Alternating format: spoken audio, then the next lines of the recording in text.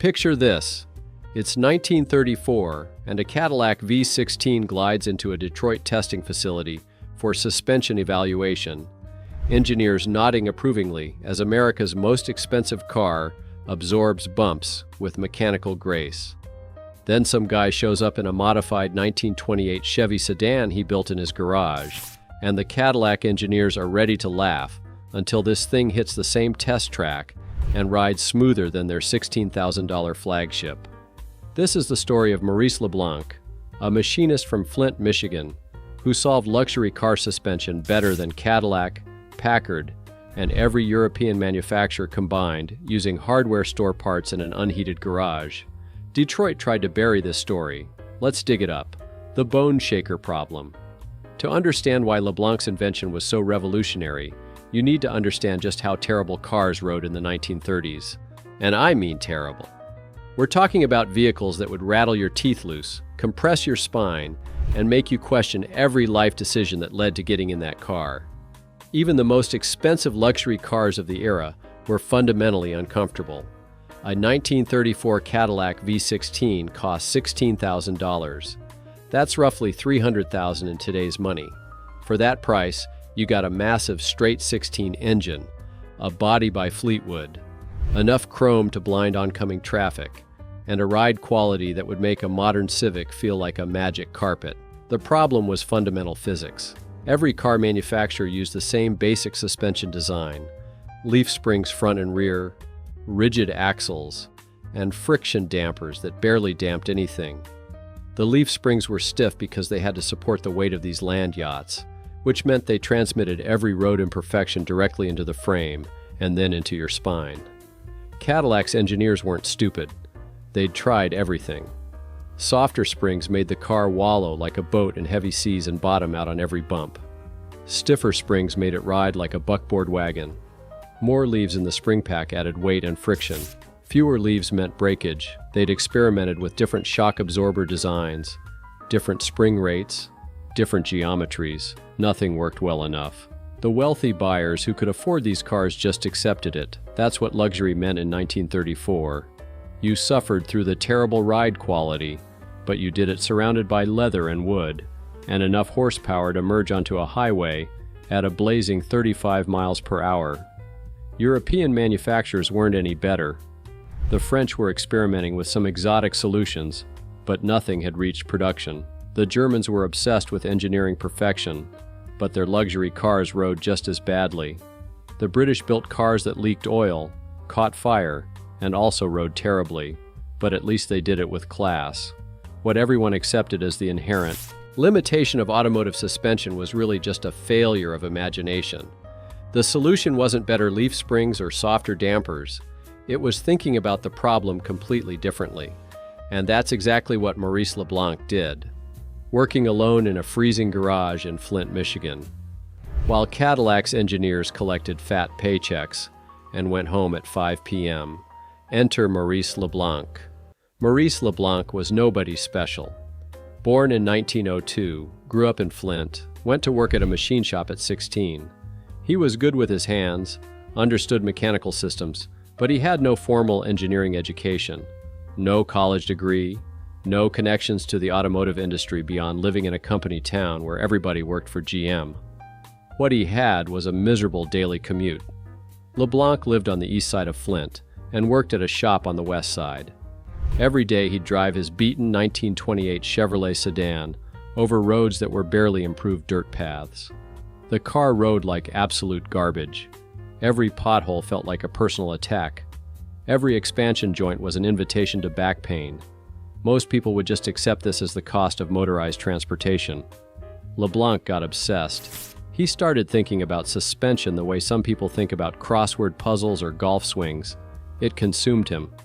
His wife, Margaret, would later tell reporters that he'd wake up at 3 in the morning, mumbling about spring rates and geometry. Here's where it gets interesting. LeBlanc's brother-in-law, Frank, worked in Cadillac's engineering department. Frank drove a 1933 Cadillac to work every day and loved telling Maurice how superior it was to that old Chevy clunker. The Cadillac's ride and handling were unmatched, Frank would say. It was the pinnacle of American automotive engineering. Maurice finally got fed up. At a family dinner in March of 1934, after listening to Frank brag about Cadillac's revolutionary new suspension tweaks for the 1935 models, Maurice made a bet.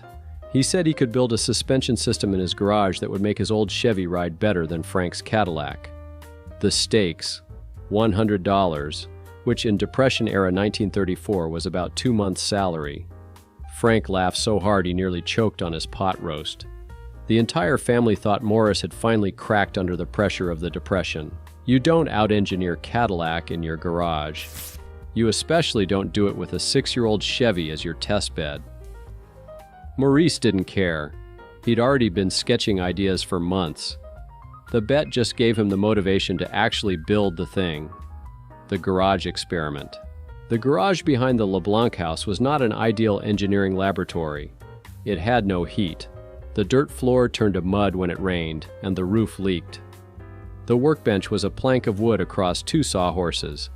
The tools were whatever Maurice could afford or borrow. This is where he decided to revolutionize automotive suspension. The 1928 Chevrolet he was working with was clapped out even by Depression standards. The engine burned oil. The transmission ground gears and the suspension was so worn that the car swayed like a drunk trying to walk a straight line. But it ran, and more importantly, it was paid for. Maurice couldn't afford anything better. His first attempts were disasters. He tried softer springs. The car bottomed out backing out of the garage. He tried adding more leaves to the spring pack. The ride got worse. He experimented with different shock absorber mounting angles. Nothing helped. Margaret would watch from the kitchen window as her husband crawled under the car, emerged covered in grease, made some adjustment, drove around the block, and came back shaking his head. The neighbors definitely thought he'd lost his mind. Here's this guy, middle of the Depression, money tighter than a banjo string, and he's spending every evening and weekend tearing apart a car that at least runs. The smart play would be to leave it alone and be grateful for transportation. Maurice was too stubborn for smart plays. Margaret was patient to a point. She didn't mind the obsession, but she drew the line when Maurice started using the grocery money to buy materials. The fight they had in April of 1934 became family legend. Maurice promised he'd either solve the suspension problem by summer or give it up entirely. Margaret gave him until July. The breakthrough came at 2 in the morning on May 17, 1934. Maurice was in the garage, staring at his sketches by lantern light, trying to figure out why nothing worked. Then it hit him. Everyone was trying to make better leaf springs. What if you didn't use leaf springs at all? The idea was so simple, it was almost stupid. Instead of trying to perfect an inherently flawed design, just use a completely different design. He'd seen pictures of suspension systems in technical magazines. He understood the principles. The question was whether he could build it with the tools and materials he had access to. By sunrise, he had a crude mock-up welded together from scrap metal. It looked like something a blacksmith would create after describing a suspension system he'd heard about but never actually seen. Margaret found him asleep on the garage floor, covered in metal shavings, with a smile on his face. The technical genius? Here's what LeBlanc invented, and why it was so clever. Instead of leaf springs supporting the weight of the car and controlling wheel motion, he created an independent front suspension using coil springs and wishbone control arms. Now, I know what you're thinking. Independent front suspension wasn't new. Correct. European manufacturers had been experimenting with it, but those systems were complex, expensive, and required precision machining that Maurice didn't have access to. What made LeBlanc's design genius was its simplicity. He fabricated upper and lower control arms from flat steel stock, the kind you could buy at any hardware store. The pivot points were simple bronze bushings he made himself on a lathe at work, staying late and using scrap material. The coil springs came from a 1931 Buick he found in a junkyard. Cost $3 for the pair. But here's the kicker: the geometry. While Detroit's engineers were using complex mathematics and expensive testing to determine suspension geometry, LeBlanc used something simpler: common sense and empirical testing. He mounted the control arms at angles that minimized camber change through the suspension travel, He positioned the springs to carry the load efficiently. He set the instant center to reduce dive under braking. He didn't use equations. He used strings, chalk lines, and a lot of trial and error. He'd adjust something, drive the car, take notes, adjust again. Over and over. His notebook from this period, which his daughter donated to a museum in 1987, is full of sketches, measurements, and observations like bottomed out on Main Street dip, needs stiffer spring, and steering feels weird at full lock, move upper arm back ½ inch. The shock absorbers were his own design. He couldn't afford proper hydraulic dampers, so he built friction dampers that actually worked. He used leather pads pressed against the control arm pivots with adjustable tension. The leather came from an old belt. The adjustment mechanism came from a vise he found in a trash pile. It was agricultural in its simplicity and surprisingly effective. The front suspension geometry gave about 4 inches of wheel travel. For context, most cars in 1934 had maybe 2 inches of effective travel before metal-to-metal contact or spring coil bind. That extra travel meant the suspension could absorb bigger bumps without transmitting shock to the frame. But LeBlanc didn't stop at the front. He knew the rear suspension also needed work.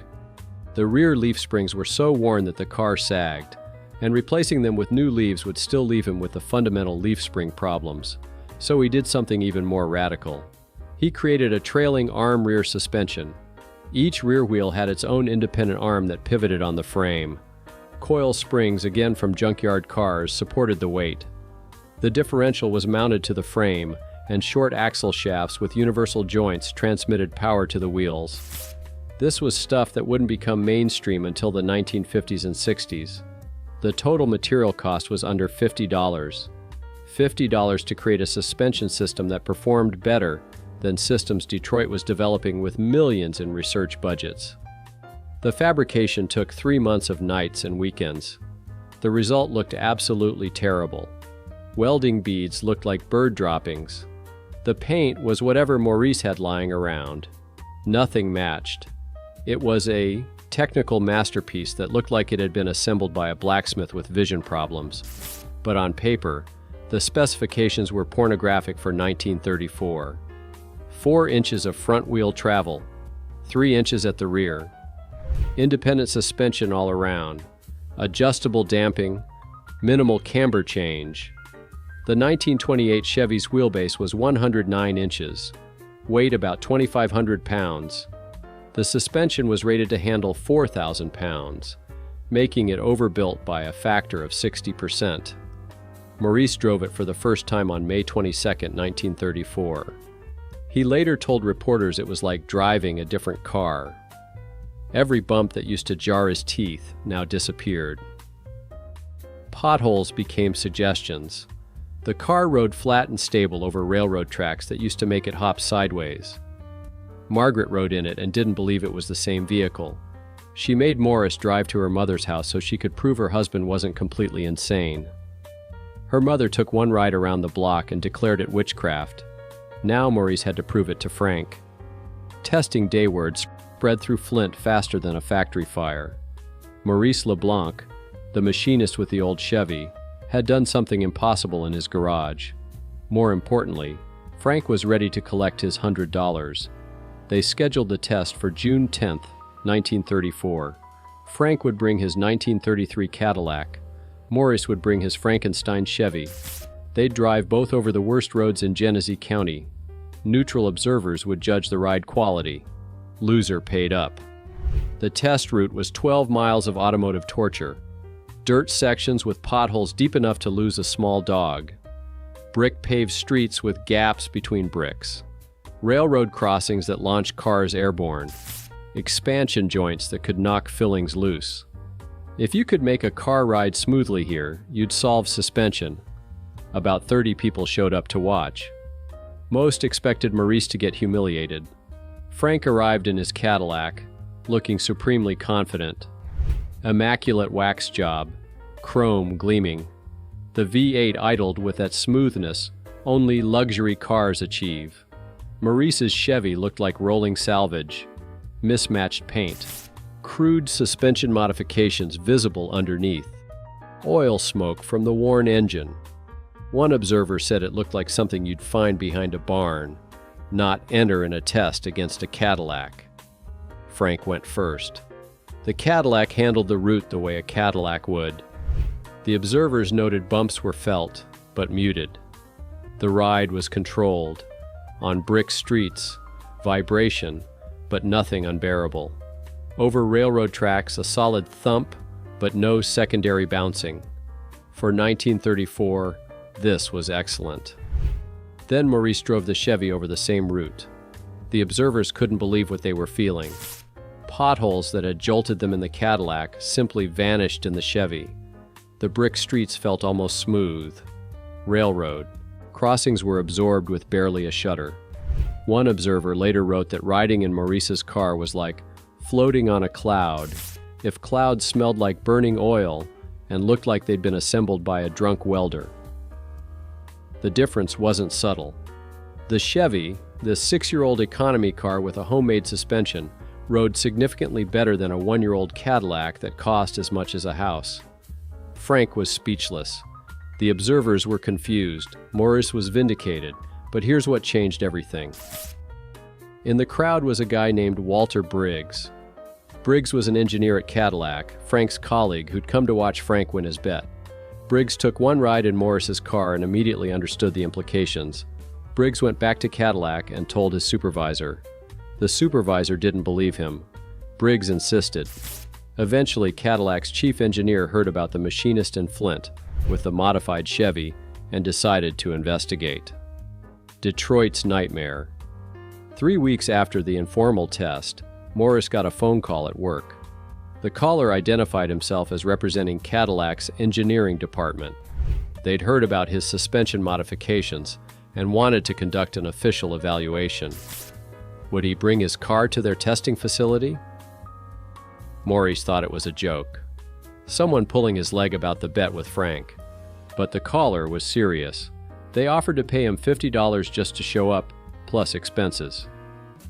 Maurice agreed, mostly because $50 was $50. On July 6, 1934, Maurice drove his beat-up Chevy into Cadillac's engineering laboratory on Clark Street in Detroit. The contrast was stunning. Here was this crude, oil-burning homemade contraption rolling into a facility where America's most expensive cars were developed. Security initially tried to turn him away, thinking he was lost. The testing was thorough and brutal.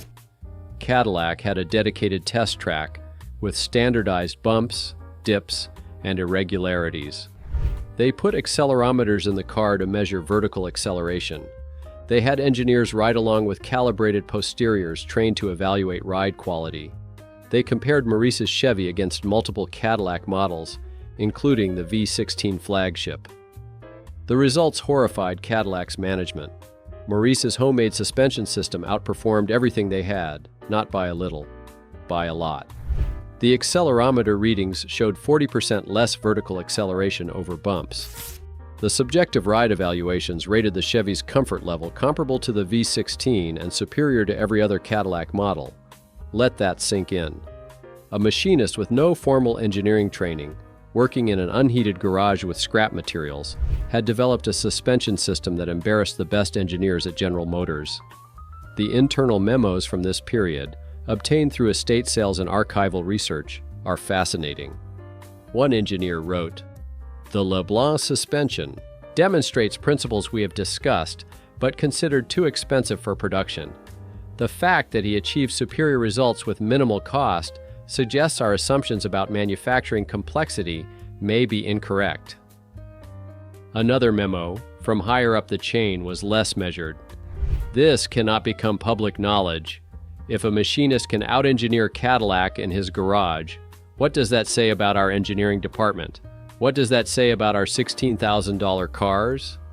Cadillac offered to buy the design. Maurice refused. They offered to hire him as a consultant. He refused. They offered to license the patents, except Maurice hadn't patented anything because he couldn't afford a patent attorney. Cadillac's lawyers immediately filed patents on behalf of General Motors for suspension systems remarkably similar to what Maurice had built. This was the 1930s. Intellectual property law was different. Individual inventors had little recourse against corporate giants. By the time Maurice figured out what had happened, GM owned patents on suspension designs that Maurice had already built and tested. But here's where it gets interesting. Cadillac couldn't actually use the designs. The internal politics at GM were brutal. The engineering department that had spent millions developing the current suspension systems couldn't admit that some random machinist had solved the problem better. Department heads protecting their budgets, executives protecting their reputations, the whole corporate machine grinding toward maintaining the status quo. So Cadillac buried the technology. They owned the patents, which meant nobody else could use it either. Maurice's revolutionary suspension system got locked in a filing cabinet and forgotten, except it didn't stay forgotten. The racing circuit discovery race car drivers talk. When one driver finds an advantage, other drivers hear about it, usually in bars after races. And in 1934, some dirt track racer in Michigan heard about a Chevy that rode like a Cadillac and started asking questions. By late 1934, Morris had gotten used to curious visitors wanting to see the car. But in September, a guy named Tommy Henderson showed up with a different agenda. Henderson ran a modified stock car on dirt tracks around Michigan and Ohio. He was getting killed by cars with better suspension, and he'd heard Morris might have a solution. Maurice explained the modifications. Henderson asked if Maurice could build the same system for his race car. Maurice said he'd never thought about racing applications. Henderson pointed out that if the suspension made a street car comfortable, it would make a race car faster by keeping the tires planted on rough tracks. Light bulb moment. Maurice had just wanted his daily driver to stop beating him up, but Henderson was right. The same principles that absorbed bumps would make a race car stick to uneven dirt surfaces. They built Henderson's suspension over 2 weekends in October. $35 in materials. 40 hours of work. Henderson tested it in early November. His first race back, he qualified third when he'd typically been qualifying 10th or worse. The race itself was a revelation. While other cars bounced and skittered over the rough surface, Henderson's car stuck like glue. He won by half a lap. Other drivers immediately started asking questions. New engine? Trick carburetor? Henderson told the truth. Some machinist in Flint built me a new suspension. It's like driving on pavement. By January of 1935, Morris had a side business building race car suspensions. Word spread through the modified circuit like wildfire. Cars with LeBlanc suspensions started dominating. The advantage was so significant that some tracks considered banning the modification as unfair. Here's what's remarkable. Maurice never advertised, never promoted himself, never charged much. He built race suspensions for $50 to $75, barely more than materials cost. He just liked seeing his design work. By 1937, his suspension had won races in 16 states, modified sportsmen, sprint cars, even some Indianapolis Roadster teams were running LeBlanc setups. Famous drivers whose names would end up in racing halls of fame were using his design. Yet the mainstream automotive press never picked up the story. Racing was niche in the 1930s. Detroit certainly wasn't publicizing that a machinist's garage-built suspension was dominating American racing. By 1939, Maurice had built suspension systems for over 200 race cars. Some racers claimed a 2-second per lap advantage on rough tracks. That's an eternity in racing. Then 1941 happened. Pearl Harbor. Racing stopped. Maurice went to work at a defense plant building aircraft engine parts. His suspension designs got put on hold for the duration. Why nobody remembers. Maurice LeBlanc died on March 12, 1948. Heart attack. He was 46 years old. He never got wealthy from his invention, never became famous outside of racing circles. His suspension design, which should have revolutionized American automobiles, vanished into obscurity. Here's why. The patents GM had filed locked up the core concepts. After the war, when car production resumed, Detroit had other priorities. Styling sold cars in the late 40s and early 50s, not suspension technology. American roads were getting better, reducing the need for sophisticated suspension systems. And most importantly, GM had no incentive to admit that a machinist had solved suspension better than their engineers. The racing community kept using LeBlanc-inspired designs, but they evolved and changed. By the 1950s, so many people had modified and improved the basic concepts that nobody remembered where they'd originated. Maurice's name faded from memory, replaced by corporate engineers, who invented similar systems years later. His widow, Margaret, tried to get recognition for his work. She wrote letters to automotive publications, contacted the Society of Automotive Engineers, even approached GM directly. She was politely ignored. A machinist's widow claiming her husband had out-engineered Cadillac sounded like the ramblings of someone who didn't understand how the automotive industry worked. The documentation Maurice had kept, his notebooks, sketches, photos of the original installation, sat in Margaret's attic until she died in 1972. Their daughter, Helen, found the boxes while cleaning out the house. She didn't know what most of it meant, but she recognized it was important to her father. She donated everything to the Sloan Museum in Flint. For decades, the materials sat in the museum's archives, uncatalogued and largely forgotten. Occasionally, a researcher would stumble across them while looking for something else, but nobody connected the dots between this machinist's garage project and modern suspension design. Then in 1996, an automotive historian named Robert Crane was researching early independent suspension development for a book. He found Maurice's notebooks in the Sloan Museum archives. What he read shocked him. Crane spent 2 years verifying the dates, tracking down surviving race cars that had used LeBlanc suspensions, interviewing old-timers who remembered Maurice's work. The book, published in 1998, was called Forgotten Genius: The Maurice LeBlanc Story. It sold about 3,000 copies, mostly to automotive historians and suspension engineers. The mainstream public never heard of it, but within the engineering community, Maurice LeBlanc's name suddenly meant something again. Engineers at Mercedes, BMW, and even GM read about what this machinist had accomplished in 1934 and realized they'd been using variations of his principles for decades without knowing the origin. The modern connection. Here's something that'll blow your mind. The basic geometry Maurice LeBlanc developed in his garage in 1934 shows up in almost every independent front suspension design used today. The double wishbone setup, the careful attention to instant center location, the use of coil springs as primary load carriers. These are now considered fundamental suspension engineering principles. Modern engineers call it a double A-arm, or double wishbone suspension. Mercedes uses it. BMW uses it. Every Formula One car uses variations of it. High-end sports cars, luxury sedans, race cars across every category. They're all using design principles that a machinist figured out with chalk lines and string in a garage 90 years ago. Toyota's engineers, developing suspension for the first Lexus in the 1980s, studied every luxury car suspension design going back to the 1930s. They found references to Maurice's work in old GM archives that Toyota had access to through a consulting arrangement. The Lexus LS 400 suspension geometry shows clear influence from principles Maurice discovered. The adjustable dampers Maurice built from leather and scrap metal? That concept evolved into modern electronically adjustable dampers that can change characteristics in milliseconds. The trailing arm rear suspension he fabricated? That's essentially what's under millions of modern cars, just executed with modern materials and precision manufacturing.